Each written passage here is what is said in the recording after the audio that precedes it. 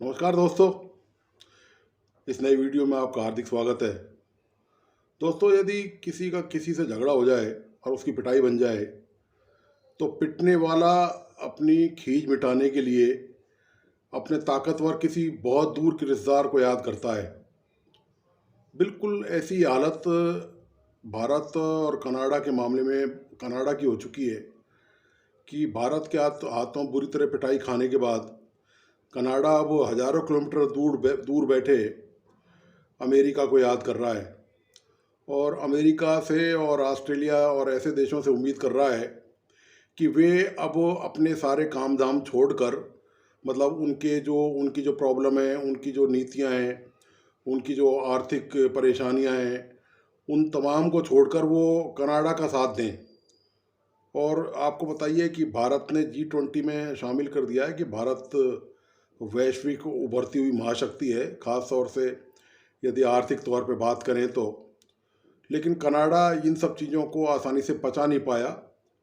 और आपको बता दूं कि कनाडा आज से ही नहीं, पिछले लगभग 2 ढाई दशक से 3 दशक से मान लीजिए आप, खालिस्तानी आतंकी जो पंजाब में फैलाना चाहते हैं और पूरे देश में फैलाना चाहते हैं, उनको पूरी तरह से संरक्षित और प्रोत्साहित कर रहा है।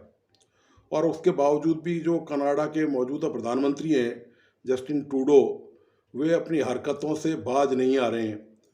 तो दरअसल ट्रूडो ये समझते हैं कि भारत जो है कोई छोटा मोटा देश है तो उससे किसी भी तरह से निपट लेंगे। लेकिन ये पता नहीं होता कि एक ही पंजे का पड़ जाना ही और उसी पर ढेर हो जाना कनाडा जैसे छोटे मोटे मुल्क के लिए काफ़ी है। भारत की आबादी और ताकत का आप अंदाज़ा लगा ही सकते हैं। जिस देश की आबादी 1 अरब 40 करोड़ हो, जो विश्व में महाशक्ति, आर्थिक शक्ति बनने की तरफ जा रहा हो, और जिसका भूभाग इतना बड़ा हो, और जिसमें तमाम तरह की उपलब्धियां हो, जिसमें युवाओं की एक ज़बरदस्त फौज तैनात हो, आईटी में पूरे विश्व में भारत का परचम है। भारत के वैज्ञानिकों ने चांद पर सैटेलाइट छोड़कर और सूरज पर आदित्य मिशन छोड़कर अपनी ताकत का लोहा पूरी दुनिया को मनवा दिया है। जिसमें कनाडा जैसे जो देश हैं वो तो आसपास भारत के नज़दीक भी नहीं अड़ते हैं ऐसे मामलों में, ऐसी प्रगति के मामले में। और जो भी दुनिया में जिन मुल्कों में आईटी टेक्नोलॉजी या इस तरह के क्षेत्र में, उदाहरण के तौर पर जैसे यदि नासा को ले लें, तो वो यदि अपनी इस तरह की वैज्ञानिक उपलब्धियां अंतरिक्ष के मामले में हासिल भी कर रहे हैं तो उसमें बहुत बड़ी संख्या में भारतीय मूल के लोग हैं। तो कनाडा इन हरकतों के बावजूद भी, इन तमाम जानकारियों के बावजूद भी केवल वोट बैंक की पॉलिटिक्स कर रहा है। वहाँ बड़ी संख्या में सिख हैं जो भारत से ही गए हुए हैं और उनकी अच्छी खासी तादाद है वहाँ पर। और उसमें से अब कुछ सरकार में भी मौजूद हैं और पहले भी एमपी वगैरह वो वहाँ से चुन के आ चुके हैं। तो केवल उनकी सहानुभूति बटोरने के लिए और दुनिया को दिखाने के लिए कि देखिए हम जो है वो मानवाधिकारों के कितने तगड़े रक्षक हैं, और साथ ही इसके अलावा कि अभिव्यक्ति की आज़ादी का अधिकार भी कनाडा में सर्वाधिक है और सुरक्षित है।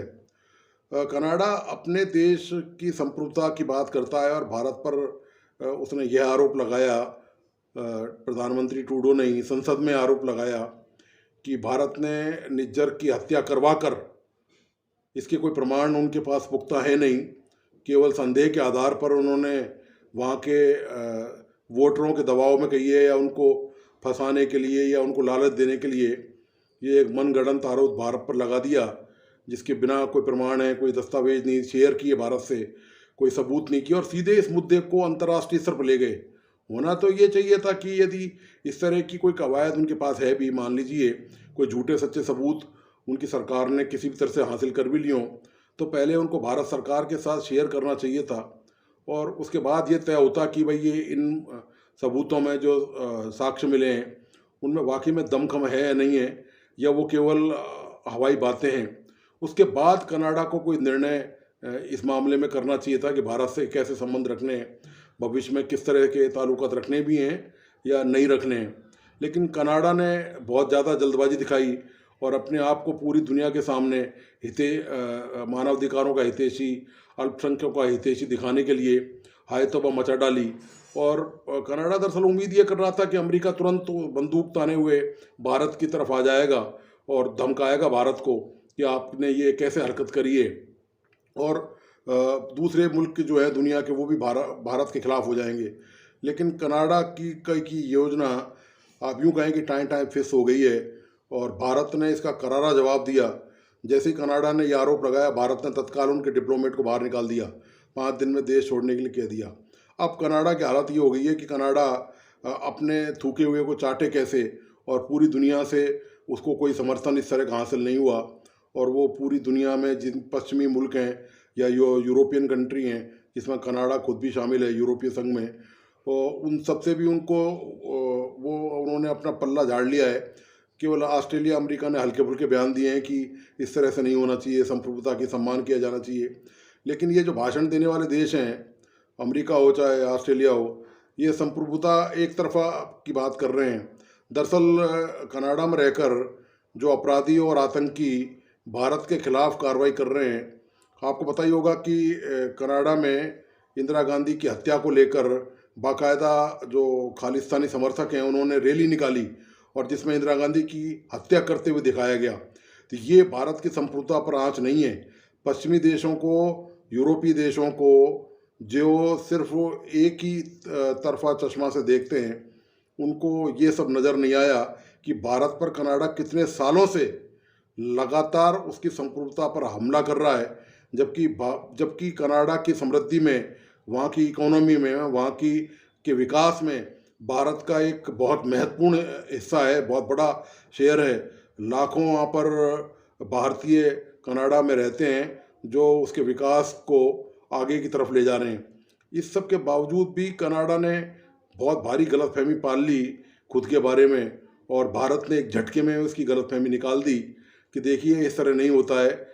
एक झापड़ यदि पड़ जाता है अच्छा खासा करारा, तो जैसे पाकिस्तान को सबक सिखाया आतंकी कार्रवाइयों को लेकर, पाकिस्तान की आज हालत देखिए, पाकिस्तान भुखमरी के कगार पर है। तो यदि कुछ भी नहीं होता, यदि कनाडा ज़्यादा कुछ आगे करता है, हालांकि जिसकी उम्मीद अब काफ़ी कम नज़र आ रही है, क्योंकि जो विश्व के देशों से समर्थन की उम्मीद कनाडा ने जताई थी वो उसको नहीं मिल रही है।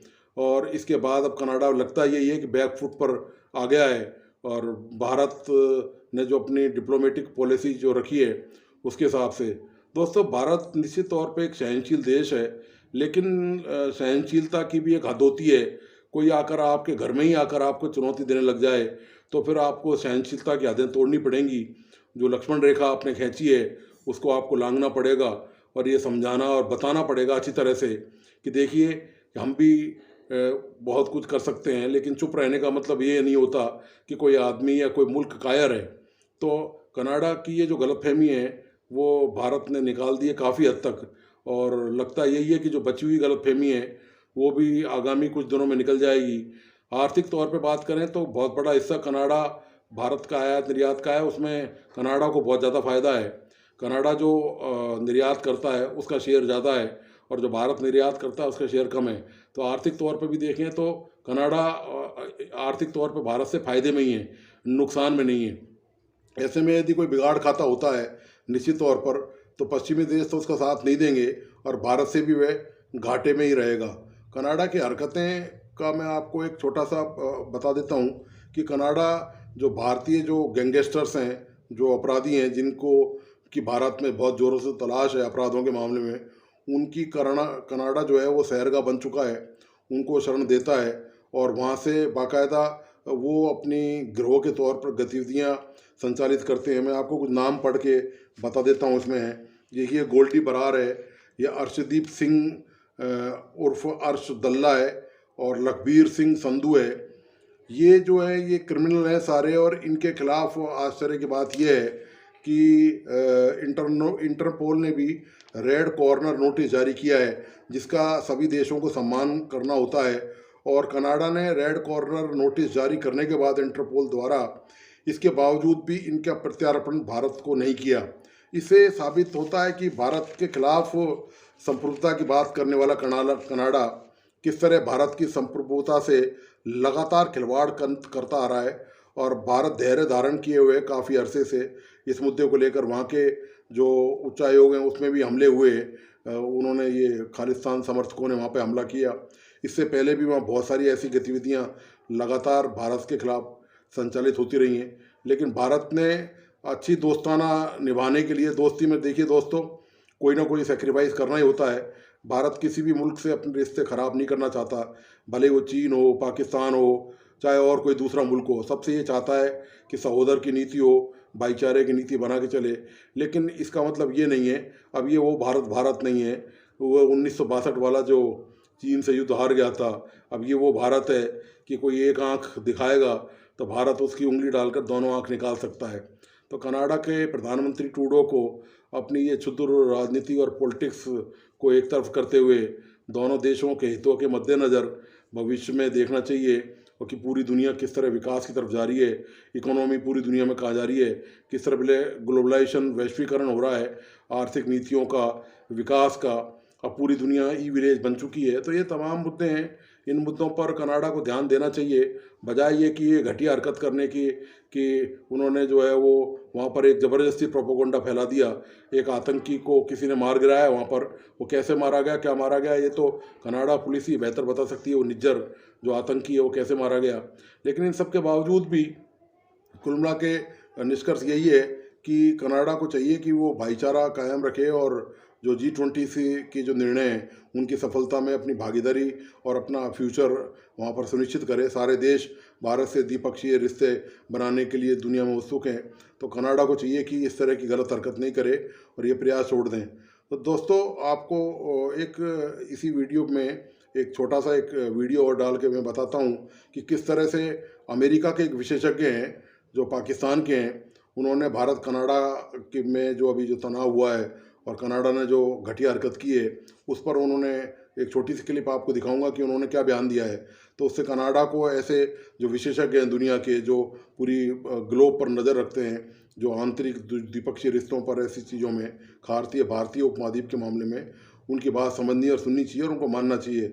हठधर्मिता कनाडा का बहुत भारी नुकसान पहुंचा सकती है, ये कनाडा को ख्याल रखना चाहिए। तो इस वीडियो में एक छोटा सा क्लिप आपको दिखाऊंगा इस वीडियो के बाद, तो आप ज़रूर देखिए। और प्लीज़ आपको आज की ये डिबेट कैसी लगी, ये जो टोटल मसले पर मैंने अपने विचार रखे हैं, इस पर अपने व्यू और कमेंट्स, लाइक्स मुझ तक ज़रूर पहुंचाएं। और प्लीज़ इस यूट्यूब चैनल को लाइक, सब्सक्राइब करना नहीं भूलें।